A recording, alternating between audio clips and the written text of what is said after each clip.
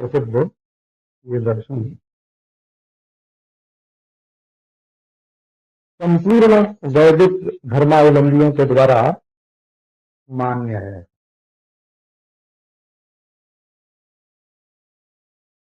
एक और तो इसके रचयिता भगवान व्यास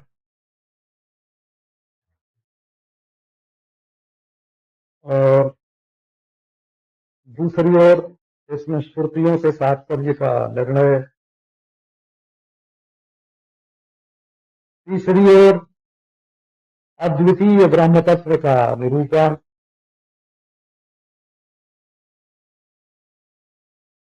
चौथी बात ये शैव शाक्त गाणपत्य सौर वैष्णव सबके द्वारा व्याख्या, सबने इस पर व्याख्या की है। और वैष्णव में रामानुज, वल्लभ, निम्बार्क, मध्व और चैतन्य महाप्रभु के संप्रदाय के बलदेव विद्याभूषण, रामानंदियों में भी इसकी व्याख्या है, आनंद भाष्य के नाम से प्रसिद्ध है। एक एक विद्वान, शंकराचार्य का नाम तो अभी नहीं लिया मैंने, शंकराचार्य भगवान के अनुयायियों ने और शंकराचार्य ने जो इसका बात और टीका लिखी उसकी संख्या कोई 50 के लगभग पहुंचती है। शंकराचार्य पर, जैसे शंकराचार्य पर भामती, भामती पर कल्पतरु, कल्पतरु पर परिमल, उधर रत्न प्रभा, न्याय निर्णय, पंचपादिका, और फिर एक एक की टीका टिप्पणी अलग, पंचपादिका पर विवरण, विवरण पर विवरण रहस्य, तत्व विवेचन, विवरण दीपन, ऐसे करके नारायण सभी संप्रदायों में है। श्री रामानुजाचार्य के संप्रदाय में उनके भाष्य पर भाव प्रकाशिका, श्रुत प्रकाशिका आदि टीका है। श्री अणुभाष्य श्री वल्लभाचार्य जी महाराज का, उस पर रश्मि आदि अनेक टीकाएं हैं। निम्बार्काचार्य का कौस्तुभ है, फिर कौस्तुभ पर कौस्तुभ प्रभा है, फिर कौस्तुभ प्रभा वृत्ति है, फिर श्रीनिवासाचार्य की है। माने प्रत्येक संप्रदाय में ये अत्यंत समादृत ग्रंथ है। कईयों में श्रीकंठ भाष्य है, श्रीकर भाष्य है, अपज्ञ दीक्षित की शिवार्कमणि दीपिका है। तो इस तरह से आचार्यों में इतना समादृत दूसरा कोई ग्रंथ नहीं है। तो वैसे तो हम लोग प्रमेय प्रधान हैं। प्रमेय प्रधान का अर्थ ये होता है कि हम ये नहीं देखते कि वक्ता कौन है, इस पर हम बिल्कुल जोर नहीं देते कि बोलने वाला कौन है, और किस भाषा में बोला इस पर भी ध्यान नहीं देते हैं। यहां तक कि भाषा शुद्ध है कि अशुद्ध है इस पर भी ध्यान नहीं देते। हमारे पास अशुद्ध भाषा को भी शुद्ध बनाने की तरकीब है। हाँ, माने हम वो व्याकरण जानते हैं जिसमें अशुद्धि को शुद्ध करने की क्षमता। देखते हम ये हैं कि जो बात बताई गई इसमें वस्तु, वो सर्वोपरि है कि नहीं।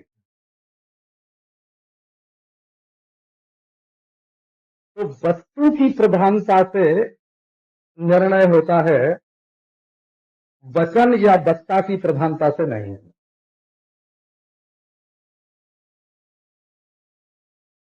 अब यदि ऐसी किसी वस्तु का प्रतिपादन होता जिसको हम नाक से सूंघ सकते हैं कि चमेली की गंध है कि गुलाब की, यदि हम जीभ से चख सकते हैं कि खट्टा है कि मीठा, यदि हम आंख से देख सकते हैं कि लाल है कि पीला, यदि हम त्वचा से छू सकते हैं कि कठोर है कि कोमल, और यदि हम कान से सुन सकते कि गाली दे रहा गाली है कि स्तुति,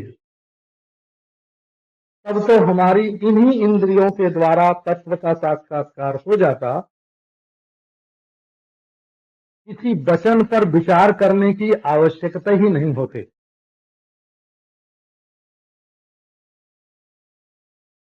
तो वस्तु का जो निरूपण करना है वो तो है ब्रह्म,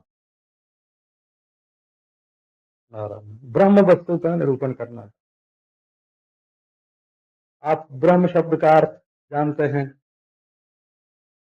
निरतिशय बृहत। बृहत बृहत तो जानते हैं ना, बृहत माने बड़ा। और बृहत का कोई भी संकोचक नहीं है, माने बृहत शब्द के अर्थ को छोटा करने वाला क्योंकि कोई भी निमित्त नहीं है, इसलिए अंतर का बड़ा कि बाहर का बड़ा ये प्रश्न नहीं उठता, ऊपर का बड़ा कि नीचे का बड़ा ये प्रश्न नहीं उठता। माने देश से परिच्छिन्न होने वाले बृहत का विवेक नहीं है। ये 100 बरस, लाख बरस, अरब बरस काल से परिच्छेद जो वस्तु होती है उसका विवेक ये नहीं है। जो वस्तु काल से परिच्छिन्न नहीं होती है उसका विवेक है। तो आपके पास कौन ऐसी इंद्रिय है या कौन ऐसा करण है जिसके द्वारा आप देश और काल से अपरिच्छिन्न वस्तु को विषय कर सकते हैं? पहले देखना पड़ता है कि जिस वस्तु को देखना है और जिस वस्तु से हम देख रहे हैं उसमें उस वस्तु को देखने की योग्यता भी है कि नहीं है। अब आप देखो, दुनिया का कोई भी व्यक्ति और किसी भी समय में यदि ये ब्रह्म का संस्कार उसके चित्त में होवे और ब्रह्म के अनुसंधान की वृत्ति उसको उठे तो संस्कार ही कहां से आवेगा? प्रश्न तो ये है कि ब्रह्म नाम की कोई वस्तु है, अंतःकरण में ये संस्कार हुए बिना उसका विचार ही कहां से उदय होगा? क्योंकि जो चीज किसी भी इंद्रिय से नहीं देखी गई है कभी अनुभव का विषय नहीं हुई है और अनुभव परिच्छेद भी नहीं है, माने अनुभव की विषयता भी जिसमें नहीं है, स्वयं अनुभव स्वरूप है। उस वस्तु के बारे में किसी के मन में कहीं से जानने की इच्छा हो, सुनने की इच्छा हो, अनुभव करने की इच्छा हो तो यही कहां से आवेगी? तो आप झूठा अभिमान मत करना। एक ऐसी वस्तु है जिसमें काल की कलना नहीं है। एक वस्तु नित्य होती है परंतु उस काल के साथ धारा के रूप में बहती रहती है। एक वस्तु भरपूर होती है परंतु वो देश के साथ होकर देश के निर्देश में अपनी व्यापकता को कायम रखती है। एक वस्तु ऐसी होती है जो कार्य में कारण के रूप से अनुस्यूत होती है परंतु कार्य के प्रागभाव से उपलक्षित काल की अनेकता में एक रूप से रहने वाला, अंतर्देश और बहिर्देश के भेद को स्वीकार न करने वाला, जिसमें कारणत्व भी नहीं, वो बीज नहीं है। बीज बहिर्मुख होता है, बीज में से अंकुर निकलता है। वो कोई अवयव समष्टि रूप काल नहीं, वो अंतर्देश बहिर्देश दैर्घ्य विस्तार समष्टि रूप देश नहीं। ऐसा जो सबसे विशाल पदार्थ है उस पदार्थ को जानने की इच्छा होना ही बड़े पुण्य परिपाक से होता है। यहाँ तक कि अंतःकरण शुद्ध होने पर होता है, ये वेदांतियों का कहना है। तो अथातो ब्रह्म जिज्ञासा, इसमें अथ शब्द का अर्थ यही है। अथ माने इसके बाद, और अतः माने जिसको परिच्छिन्न वस्तु से तृप्ति नहीं हुई, जो परिच्छिन्नता जन्य अनर्थ की निवृत्ति के लिए और परिच्छिन्नता से विलक्षण परमानंद की प्राप्ति के लिए जो जागृत है, सावधान है, उसके हृदय में ब्रह्म जिज्ञासा का उदय होता है। तो सूत्र का अर्थ तो आपको बाद में सुनाएंगे। पहले ये बात देखनी है कि क्या सचमुच आप अपरिच्छिन्न तत्व को पाना चाहते हैं। यदि उससे अलग जगत होगा तो वो अपरिच्छिन्न होगा, यदि उससे अलग मैं होगा तो क्या वो ब्रह्म होगा, अपरिच्छिन्न होगा। जिससे अलग मैं हूं और मुझसे अलग जो है वो ब्रह्म नहीं हो सकता, और जगत जिससे अलग है और जो जगत से अलग है वो भी ब्रह्म नहीं हो सकता। इसलिए श्रुति में ये प्रश्न उठाया गया, एकस्मिन् विज्ञाते यस्मिन् एकस्मिन् विज्ञाते सर्वम विज्ञातम भवति।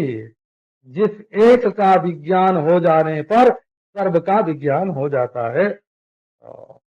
उस ब्रह्म का निरूपण इस ग्रंथ में है, और उस ब्रह्म वस्तु का साक्षात्कार घ्राण के द्वारा, रसना के द्वारा, अथवा नेत्र के द्वारा, अथवा त्वचा के द्वारा, अथवा संस्कारानुविद्ध मन के द्वारा, अथवा श्रोत्र के द्वारा उस ब्रह्म तत्व का साक्षात्कार नहीं हो सकता।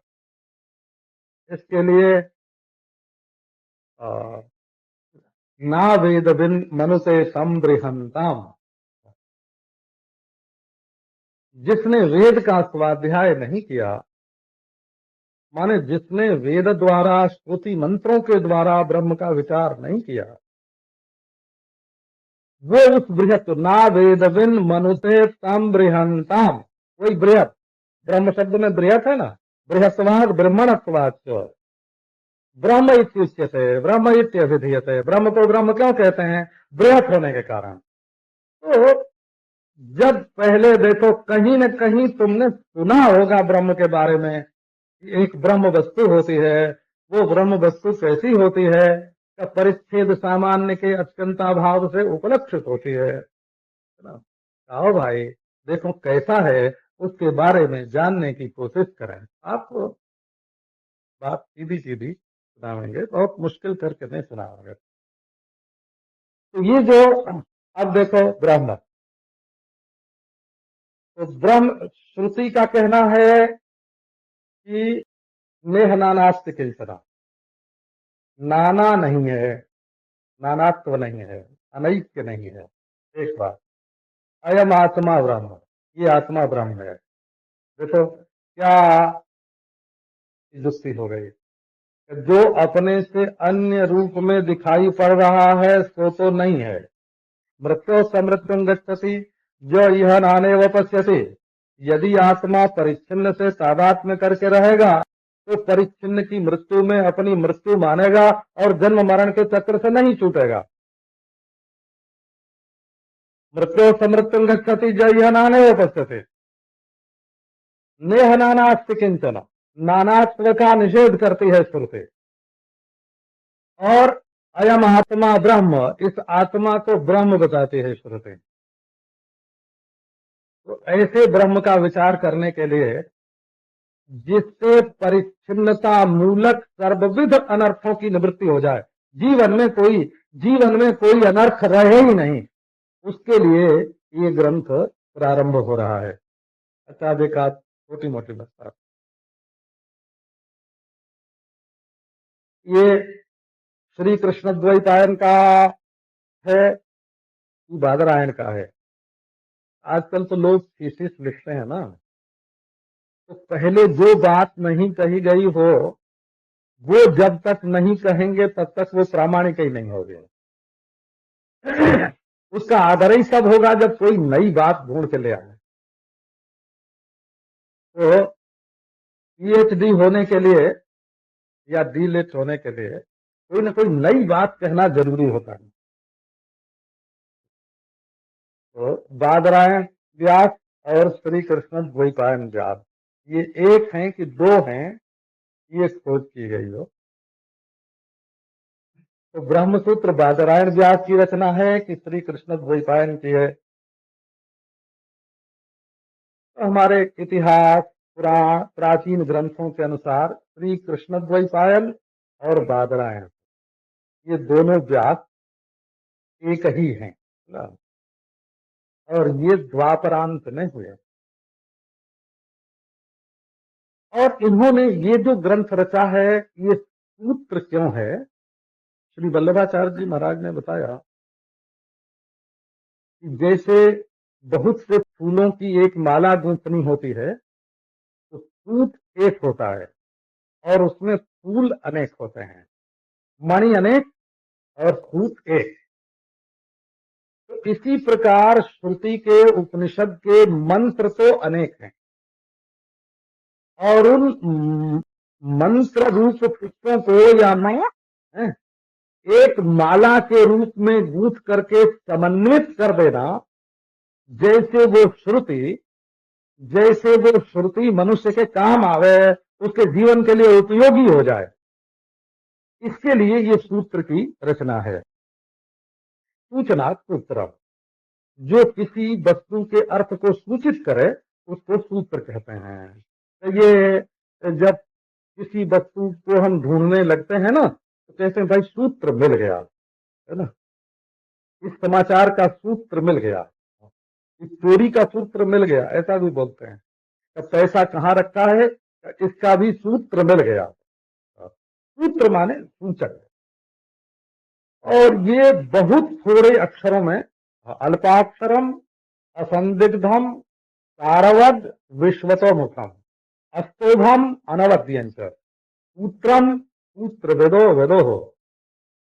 सूत्र किसको कहते हैं कि जिसमें अक्षर थोड़े हों और संदिग्ध न हो और सारयुक्त हो और पूर्वापर की ठीक ठीक परीक्षा करके कहा गया हो। विश्वतो मुखम, और उसको कोई काट न सके और निर्दोष हो गए, उसको बोलते हैं सूत्र। अल्पाक्षरम असंदिग्धम सारवद विश्वतो मुखम अस्तोभम अनवद्यंच सूत्रम सूत्र विदो विदो, इसको बोलते हैं सूत्र। अच्छा, अब ये सूत्र काहे का? तो ब्रह्म सूत्र है। एक विनोद की बात आपको सुनाते। हमारे एक परिचित महात्मा थे, वो कहते थे कि और सब शब्द जो होते हैं वो अधूरे अधूरे होते हैं, परंतु ब्रह्म शब्द बिल्कुल परिपूर्ण है। बोले कैसे परिपूर्ण है? ये शब्द हो शब्द, वो स्वर और वर्णों की गिनती करते थे। स्वर और वर्णों की गिनती करते थे। तो आ से लेकर के 16 तो स्वर होते हैं बोला, और नारायण क से लेकर के 33 वर्ण होते हैं। तो जरा आप ब्रह्म शब्द की ओर देखो, तो ये ब जो है ये व्यंजनों में से कौन सा अक्षर है, इसकी गिनती करके बताते थे। तो क च च ट है ना, ये 5 का 4 गुना 20 हो गया ना, और क फ ब 23वां अक्षर हुआ ब। और ऐसे गिनते थे वो। अच्छा, और र है, ब के बाद र है, तो उसको गिनो, वो कितना हुआ? तो प तक 25 हुए, प तक 25 हुए, और यह 26, और र 27। तो 27 और 23 कितने हो गए? 50 हो गए।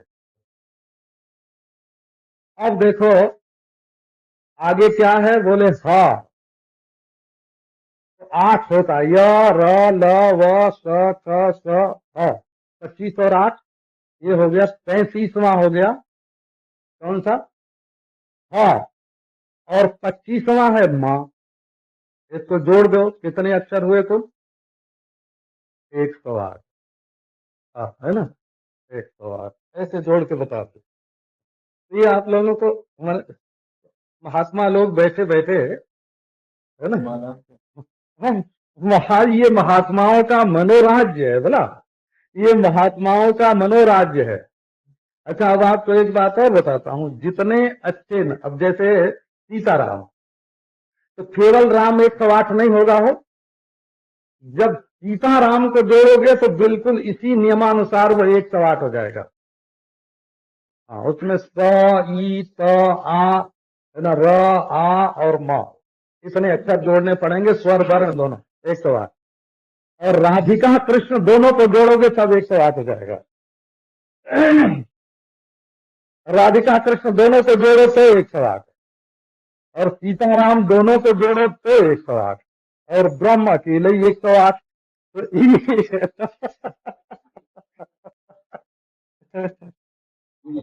अच्छा, ये ये आपको केवल विनोद के लिए सुनाया बोला।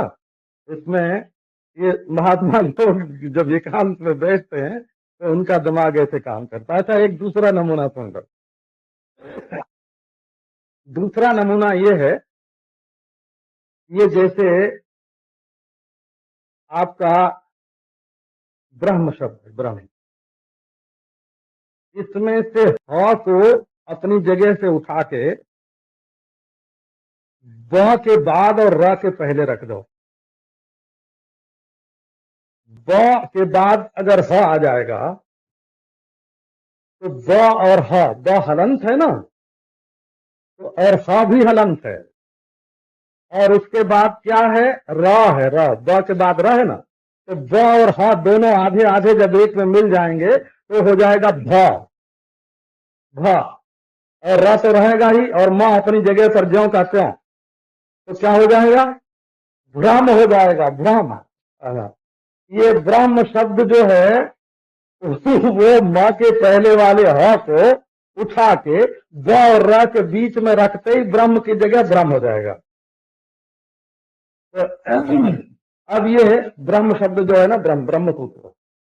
अच्छा, अब इसके संबंध में और बात आती है। अच्छा, तो ब्रह्म जिज्ञासा, तो शंकर संप्रदाय में इसको शारीरक दर्शन बोलते हैं, शारीरक दर्शन। इसका अर्थ ये है कि शरीर में ही जो आत्मा है, शरीर भव शारीरा, इस शरीर में ही जो आत्मा है वो शरीर के हिसाब से छोटा नहीं है, ब्रह्म है। माने तुम्हारा जो अहमर्थ है, तुम्हारा जो मैं है, उसी का नाम ब्रह्म है। ये बात बताने के लिए शंकर संप्रदाय में इसको शारीरक दर्शन बोलते हैं। शारीरक, शारीरक दर्शन बोलते हैं।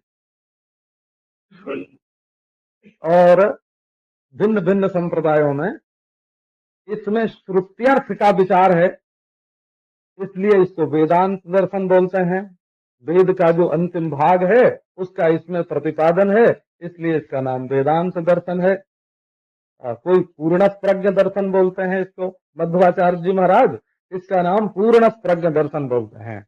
जिसकी प्रज्ञा परिपूर्ण हो गई है, जिसके बाद प्रज्ञा के विकास का दूसरा कोई क्षेत्र बाकी नहीं रह जाता, जस्मिन विदम विज्ञातम भवति, जिसका विज्ञान होने पर सबका विज्ञान हो जाता है, वो ये पूर्ण प्रज्ञ दर्शन है। अब इसके स्वरूप के संबंध में बात सुनाता हूं। ये वेदांत दर्शन एक ग्रंथ है, इसमें 4 अध्याय हैं। माने एक को समझाने के लिए 4 विभाग करके बात समझाई गई है। समन्वय है, अविरोध है, साधन है और फल है। हाँ, जिनमें स्पष्ट रूप से, है ना, जिनमें स्पष्ट रूप से परब्रह्म परमात्मा का वर्णन है, उन श्रुतियों की संगति लगाने के लिए समन्वय अध्याय है। और जो श्रुतियां विरुद्ध मालूम करती हैं, उनको अविरोधी सिद्ध किया है। और ब्रह्म ज्ञान का, मुक्ति का, ब्रह्म ज्ञान का साधन क्या है, इस पर विचार करने के लिए साधन अध्याय है। और फल क्या होता है, मुक्ति का स्वरूप क्या है, फल पर विचार करने के लिए चौथा अध्याय है। तो एक ग्रंथ में 4 तो अध्याय हैं, और फिर एक अध्याय में 4 पाद हैं, तो 16 हो गया ना। अच्छा, और शंकर मतानुसार 191 अधिकरण है इसमें, और 555 सूत्र हैं। ये ग्रंथ का शरीर है। कुल मिला के 555 सूत्र इसमें। और सूत्र का तात्पर्य निर्णय करने के लिए ऐसे ऐसे संकेत हैं। अब आपको एक नमूना सुनाता हूं। जिज्ञासा से ग्रंथ प्रारंभ हुआ और अनावृत्ति से समाप्त हुआ।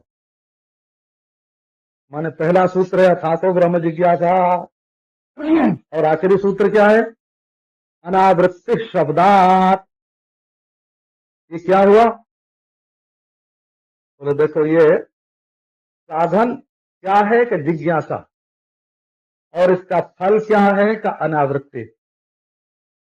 अनावृत्ति माने जिससे संसार में जो जन्म मरण होता है, जो सुख दुख होता है, राग द्वेष होता है, पाप पुण्य होता है, धर्माधर्म होता है, उसके चक्र से छुटकारा मिल जाए, ये तो है ग्रंथ का फल। और ये फल प्राप्त करने के लिए, ये फल प्राप्त करने के लिए उपाय क्या है, बोले जिज्ञासा। तो इसका अर्थ हुआ कि इस चीज को तुम जानो, और जानने से ही तुम देखोगे कि तुम पहले से ही स्वयं मुक्त हो। जिन वस्तुओं के साथ तुम बंधा हुआ अपने को मानते हो, उन वस्तुओं के साथ बंधे हुए नहीं हो।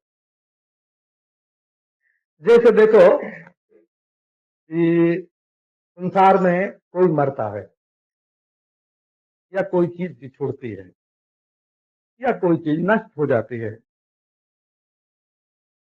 तो उसके मरने पर, बिछुड़ने पर, नष्ट होने पर बड़ा कष्ट होता है। अब ये कष्ट जो है उस वस्तु में से निकल करके हमारे भीतर आता है कि वस्तु के साथ, वस्तु का जो छूटना है, छूटना रूप क्रिया है, उसमें से निकल के आता है कि जो उसके छूटने का ख्याल है, उसमें से निकल के आता है। छूटने का दर्शन है तो नहीं। बहुत से लोग मरते दिखते हैं, बिछुड़ते दिखते हैं, छूटते दिखते हैं, बदलते दिखते हैं। उनके बदलने से तो दुख नहीं होता है। जिनके साथ अपना मोह होता है ना, मोह होता है, ममता होती है, संबंध का भाव होता है, उन्हीं के लिए तो दुख होता है। तो दुख का हेतु मोह है कि दो दुख, तो दुख का हेतु वस्तु नहीं है। तो यदि आपको ये बात मालूम हो जाए कि जिस समय हम उस वस्तु के साथ अपना संबंध मानते थे, उस समय भी वो वस्तु अपनी संबंधी नहीं थी, अपने से संबद्ध नहीं थी। हम तो उस समय भी उससे असंग और उदासीन थे, और इस समय भी असंग उदासीन है। ये ज्ञान हो जाए तो आपका देखो दुख मिट जाता है कि नहीं मिट जाता है। माने दुख का उद्गम बाहर नहीं है, दुख का उद्गम भीतर है। अच्छा, एक बात आप देखो, दुख और सुख दोनों में से कौन सा सूक्ष्म है और कौन सा स्थूल है? दोनों आपको एक कोटि के मालूम पड़ते हैं, दुख और सुख, कि दोनों में कुछ उथलापन और गहराई मालूम पड़ती है। दुख की गति जागृत और स्वप्न केवल दो ही अवस्था में है, और सुख की गति तो सुषुप्ति में भी है। जागृत और स्वप्न के न होने पर भी सुखमहमत्वात्म न किंचिद अवेदिशम है। अज्ञान और सुख तो सुषुप्ति में ज्ञात होते हैं, परंतु दुख तो सुषुप्ति में नहीं होता। स्वप्न में दुख होता है, स्वप्न में दुख होता है, जागृत में दुख होता है। इसका मतलब ये हुआ कि दुख भीतर नहीं है, दुख बाहर से आया हुआ है, और वो अधिक से अधिक स्वप्नावस्था तक जा सकता है, सुषुप्ति में नहीं रह सकता। लेकिन सुख के बारे में ये साफ मालूम पड़ता है कि वो भीतर से आया हुआ है, वो भीतर से आया हुआ है। सुखमस्यात्मनो रूपम, आत्मा का स्वरूप सुख है, और जहां आत्मा है वहां सुख तो रहता ही रहता है। तो ये क्या आश्चर्य है कि हम अपने जीवन में बाहर की वस्तुओं को पकड़ करके दुखी हो रहे हैं, और जो चीज हमारे भीतर है, जो चीज हमारे भीतर है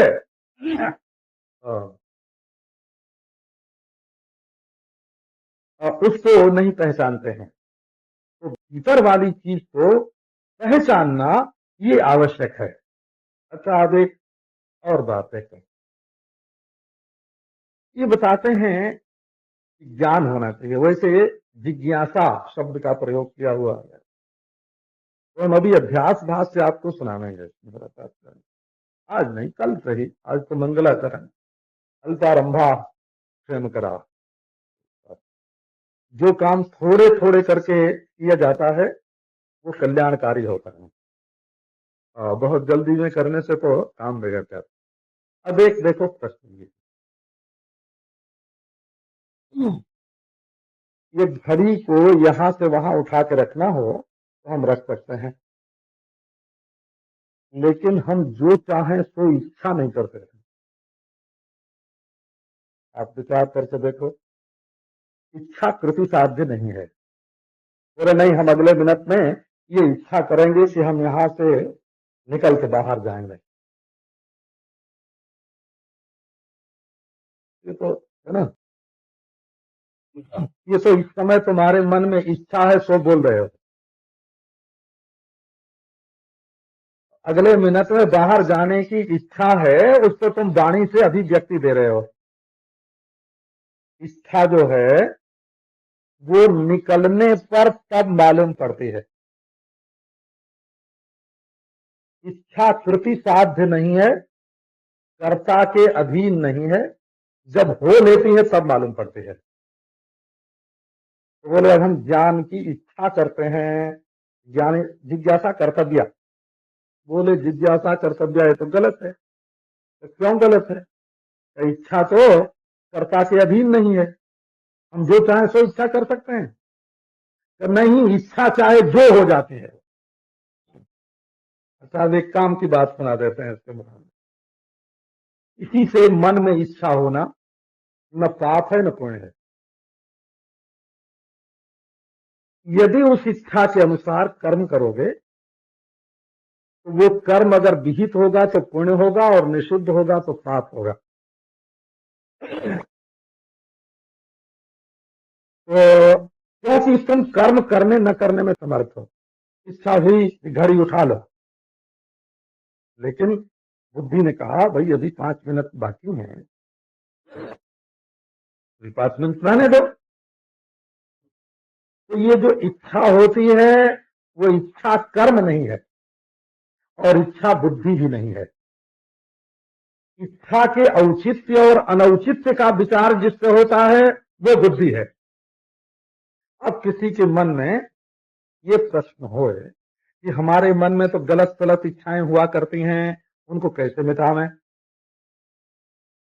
तो एक तो बुद्धि से समर्थन मत दो, बुद्धि से उस इच्छा को उचित मत समझो और दूसरे उसको कर्म पर्यंत मत ले जाओ। तो बुद्धि और कर्म इन दोनों पार्टों के बीच में रह करके वो इच्छा पिस जाएगी, समाप्त हो जाएगी।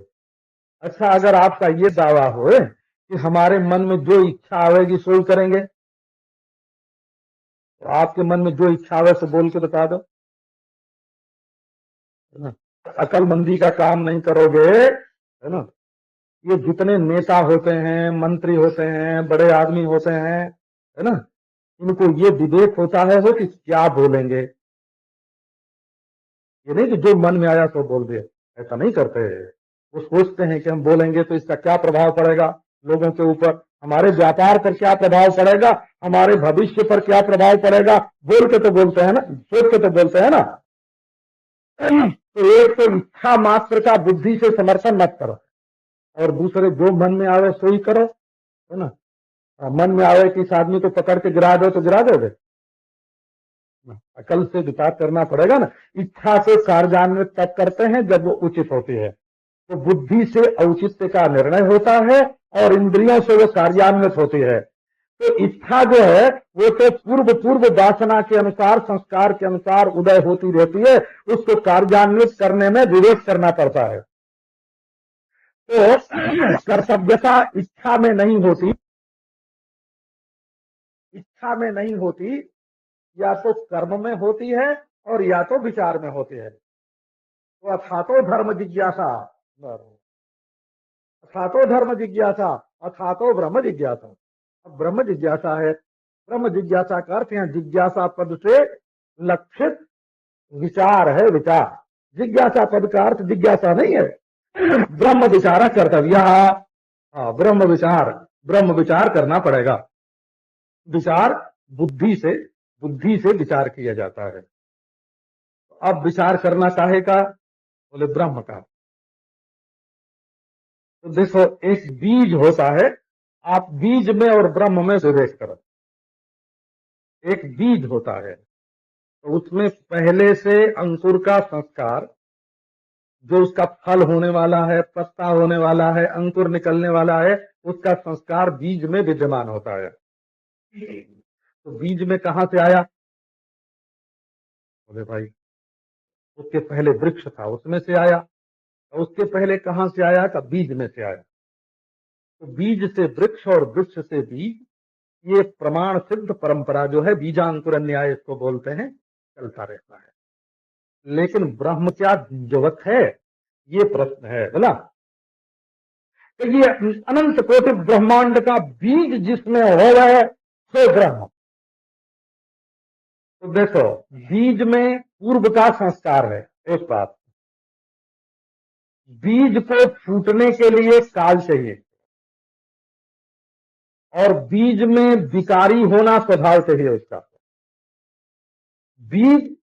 बीज का उपादान चाहिए प्रकृति रूप, बीज में संस्कार चाहिए पूर्व कर्म का, बीज का स्वभाव होगा विकारी, और बीज में एक फूलना होगा, पटकना होगा, उसको स्थान चाहिए, और बीज को पौष्टिक खाद चाहिए, तब बीज वृक्ष के रूप में परिणत होता है।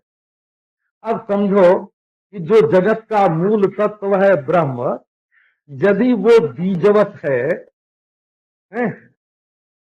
तो उसमें वास्तविक उपादानता चाहिए, एक बात।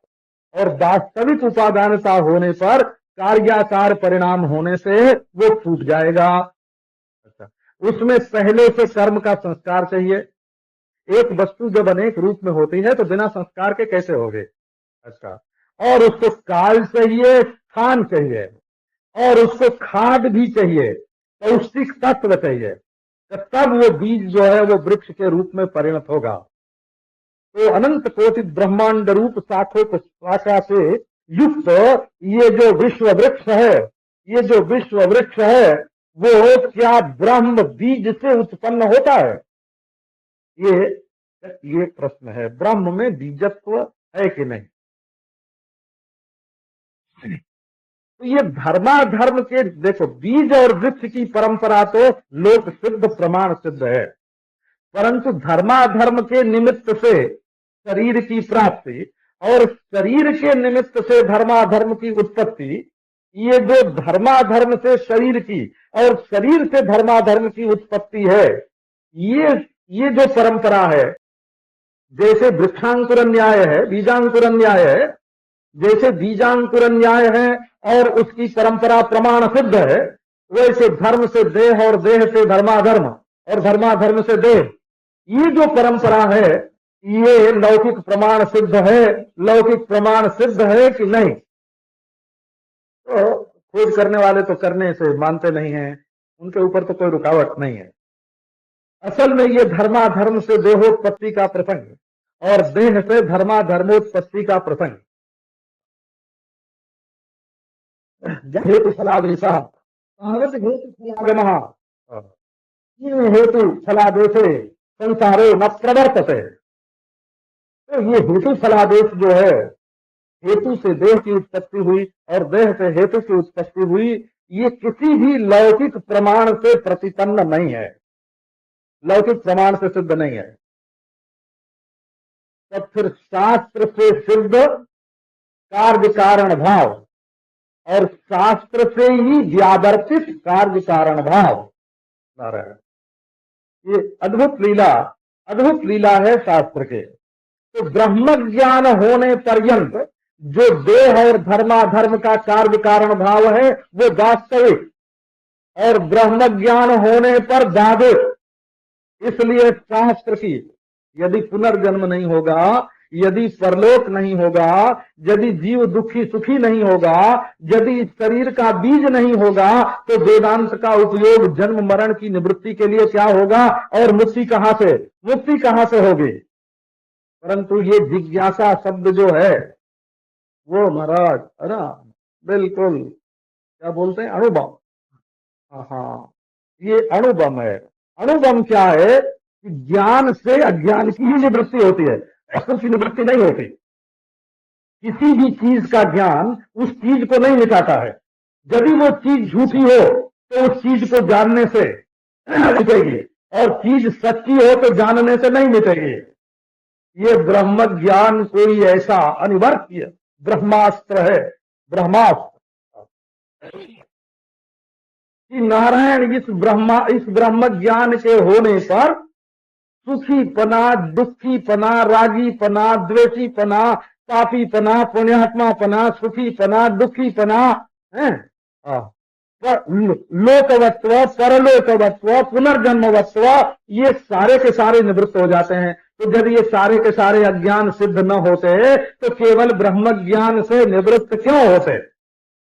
ब्रह्म ज्ञान से इनको निवर्त्य बता नहीं, ब्रह्म ज्ञान से इनको निवर्त्य बता नहीं, इनकी वस्तु रूपता का विरोध है। अच्छा, अब ये प्रसंग फिर आपको कल सुनाएंगे।